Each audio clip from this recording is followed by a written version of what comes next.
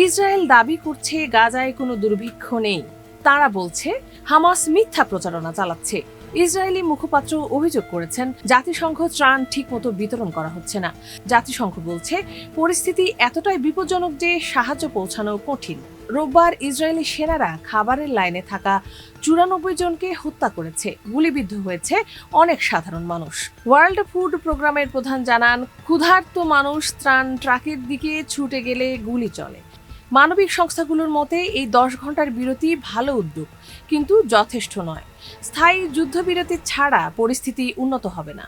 Hamas বলেছে গাজায় ভয়াবহ দুর্ভিক্ষ চলছে, তাই আলোচনা এখন ফলপ্রসূ নয়। হামাস দাবি করে তারা অনেক বিষয়ে নমনীয়তা দেখিয়েছে।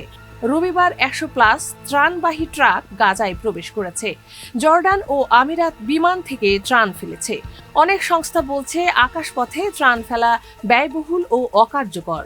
WHO জানায় জুলাইতে অপুষ্টিতে মারা গিয়েছে 63 জন। 2025 সালে এখন পর্যন্ত অপুষ্টিতে মৃত্যু 74 জন, এর মধ্যে 24 জন শিশু। WHO বলছে এই সংকট ইচ্ছাকৃতভাবে তৈরি করা হয়েছে। নেতানিয়াহু বলছেন গাজায় দুর্ভিক্ষ নেই। তিনি বলেন সাহায্য হামাস চুরি করছে। কিন্তু মানবিক সংস্থাগুলো বলছে ইসরায়েলের বাধার কারণেই সাহায্য পৌঁছাচ্ছে না।